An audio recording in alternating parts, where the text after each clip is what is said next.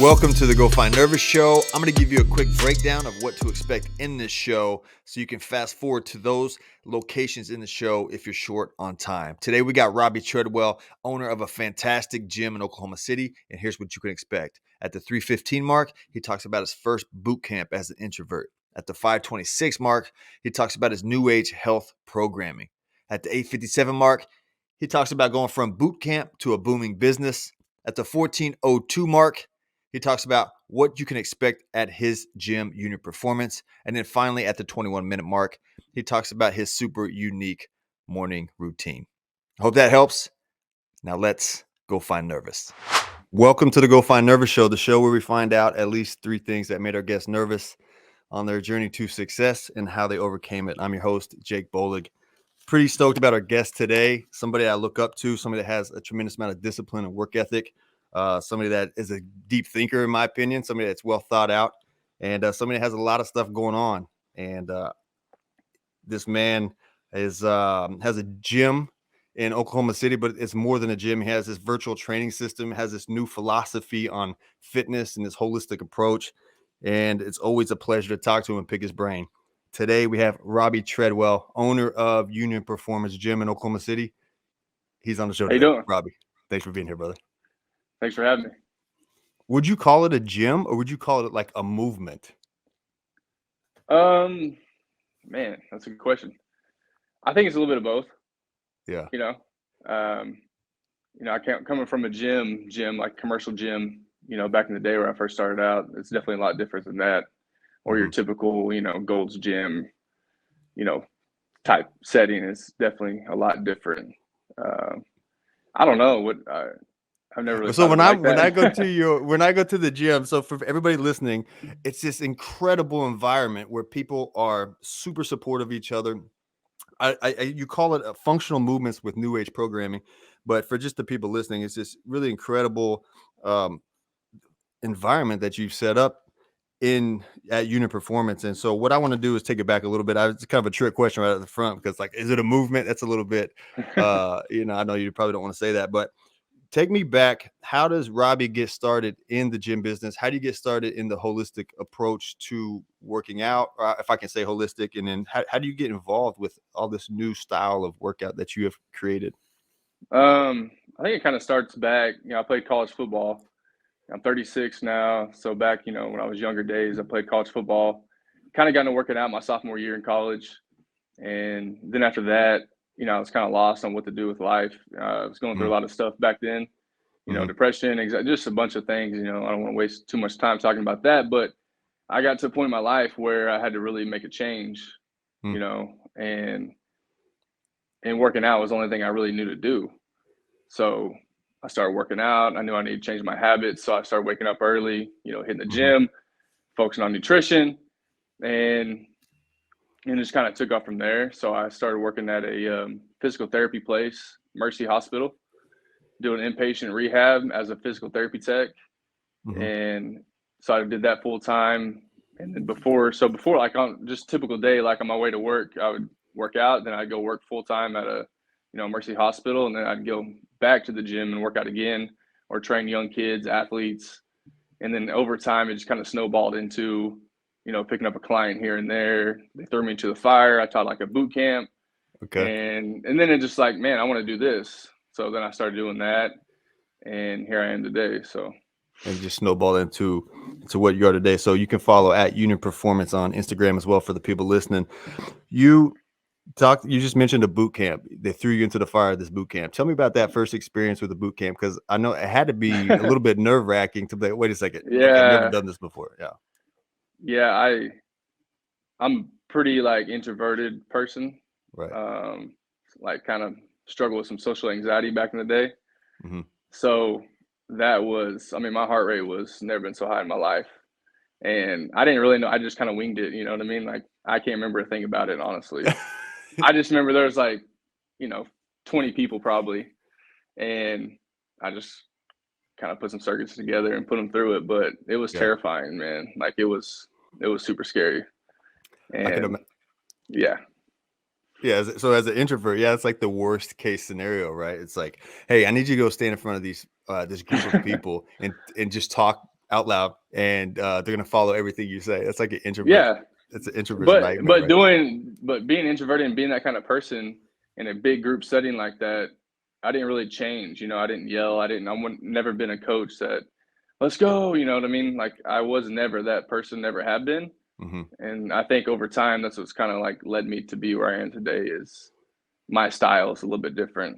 You know, um, but it was definitely a good learning experience, and I kind of took all that to create what I have now. So That is true. You have kept that same style ever since I've known you. You've been that cool, smooth. Like I've never seen you in the gym ever. Like get over the top loud. Or I yeah, mean, maybe like when you're working out by yourself, you throw down maybe. But I've never. That's a good point to like be yourself, and then the people exactly. will either like you or not like you. Because I'm sure you've had people come to the gym that didn't like it, and I'm sure you have people that come to the gym, which you do, that love it, right? So 100%. yeah. So how did you get involved? What led you to this, what you call new age programming? And if you could like describe that a little bit, because you have extremely interesting names for the movements that you have created, like, but they're very descriptive and it's different than just, bench, squat, deadlift. It's Yeah, completely different. So how did you get into the new age and what's that about? it kind of started kind of back in my old spot, because you have your typical, back in the day, when I was playing college ball, it was like you did your heavy deadlift, your barbell squat, your bench, right? You had those three big Mm-hmm. moves. And, but the thing is that like over time I learned, because I did it to myself, if you're someone that sits all day at work or you're not active all day long, doing those big barbell moves is pretty hard on your body, you know.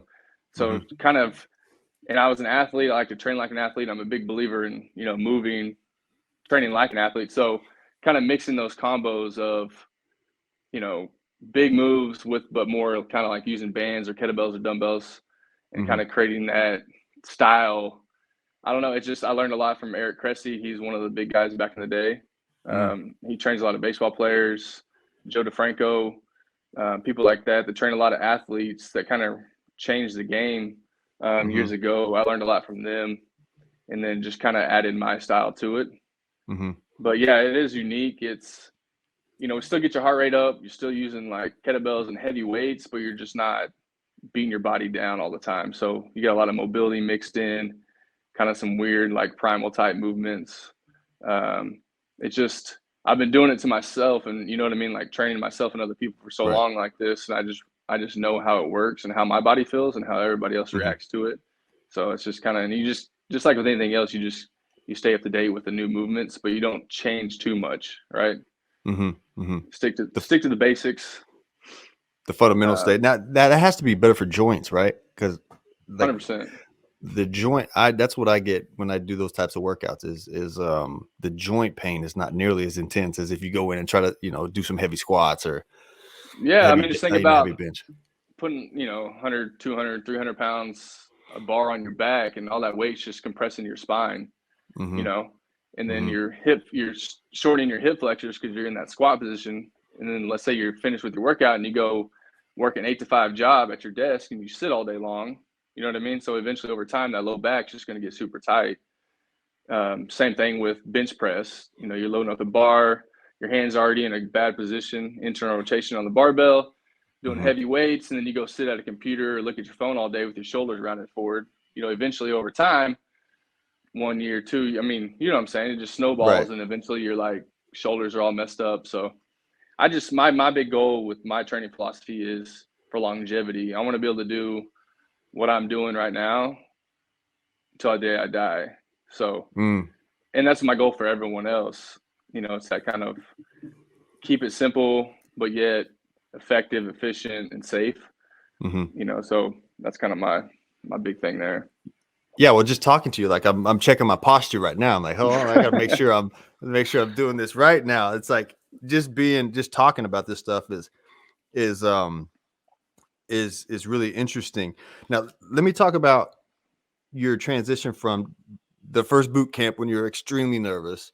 You can't even remember it because you just blacked out probably, and you're like, all right, let's just go. Uh, Yeah, so you go from that to getting your own facility and putting that together. How did that dream materialize, or was it a dream, or did it just kind of like get thrown on? How did that happen? What was that process like? man. When I was probably 20. I was with my buddy in Ada working out after going through some hard times, and I was just kind of like, man, I want to own my own gym one day. And I didn't really think, you know what I mean? It just kind of, I love working out at that point.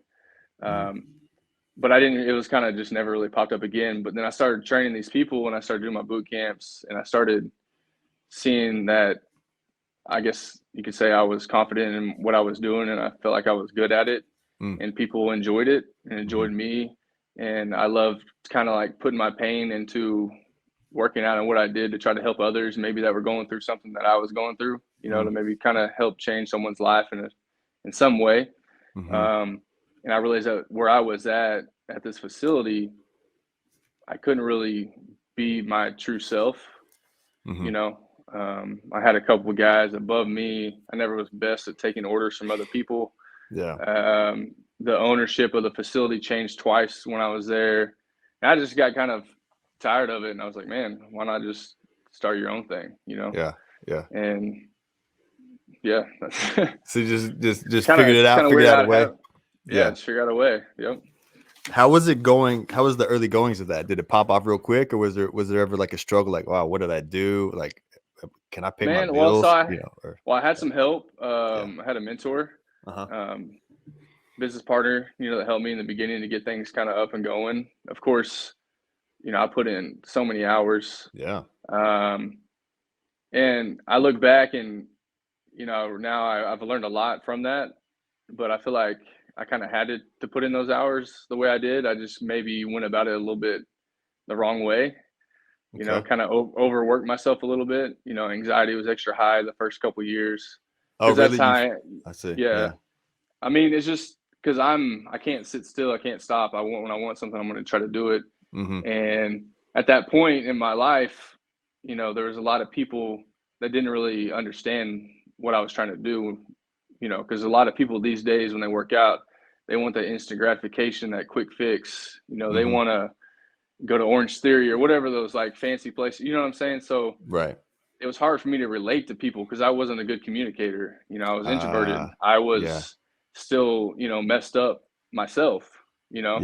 So I couldn't really, it was just a tough time to do it, but I'm glad it happened the way it did because I've learned so much from just that environment. Like, it's changed my life, you know? I've told people all the time that, you know, my goal is to help people that might feel the way I do, or, you know, use, you know, working out as an outlet, as an escape. But the people in that environment that, you know, believed in me and that kind of, they helped me more than I helped them in a way, you know what I'm saying? So yeah. That's interesting. That's really interesting. And so you had to power through that. That's a really tough time when you have to power through those first couple of years and you don't feel like you communicate your thoughts well, or you probably felt like you're communicating. You're like, why don't people get this? Like, this is so simple. Why doesn't anybody see what I see? I know, man.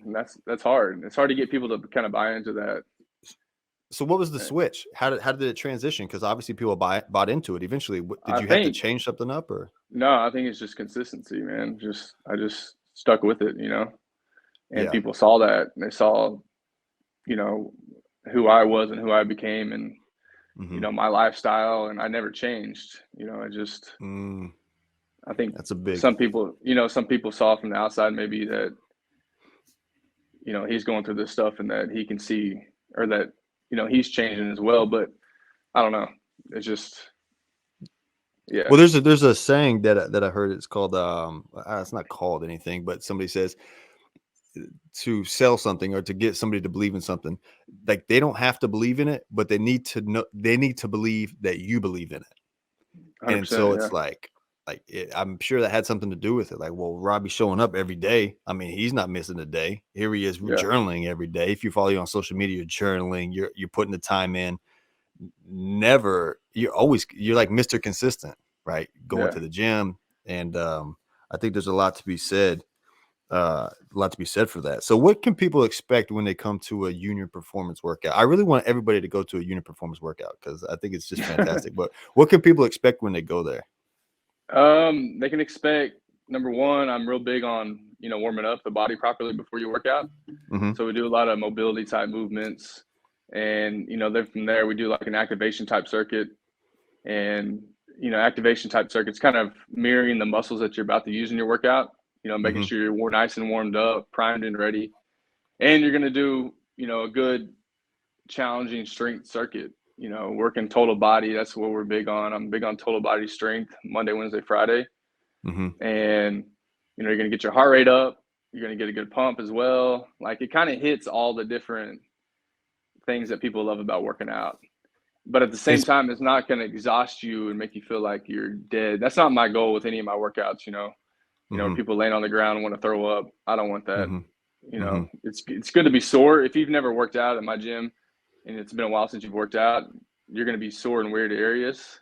Because we use a lot of different little muscles and stuff like that. But, my goal is just first keep people safe, get a good pump, get a good stress release. And then, it's a good vibe for sure.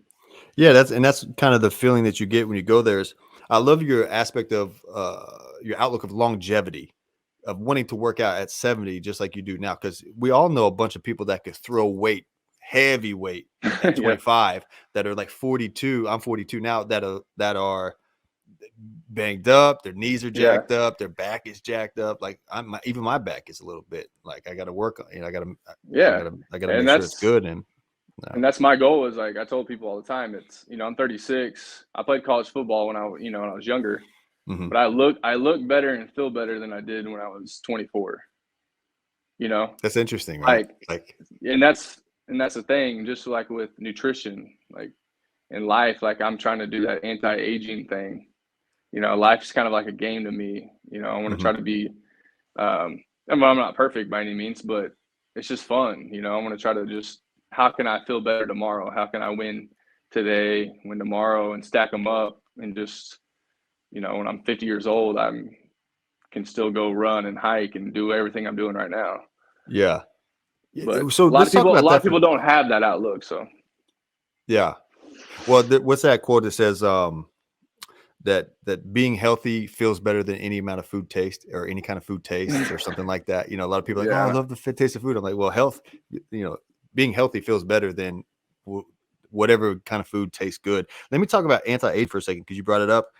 What are you looking into? And that's a super interesting area, a super interesting field. A lot of new tech involved with a lot of new anti-aging tech involved. What are some things that you do for that, or what are you studying on that stuff?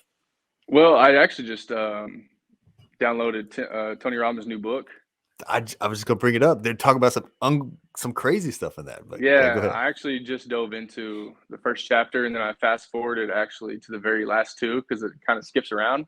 The last two are about mental, all the mindful stuff, and then I'm gonna go back and dive into it. But I guess I haven't listened to any the meat of it. But anti-aging, man, it's to me, it's movement, and what you eat. Like your brain and your heart. I mean, a lot of things that you eat affect it. Like, you know what I'm saying? So how can I still like enjoy good tasting sweets type stuff every now and then, but still keep the sugar content low, just avoid the crap that's out there in the world. I mean, that's one of the biggest things for feeling better, looking better, staying young, keeping your skin healthy is what you eat, so that's number one right there. Getting vitamin D, getting sun, moving, mental clarity, journaling, like just keeping your brain young, fresh, stuff like that. But I wouldn't recommend this book because I don't really know anything about it yet.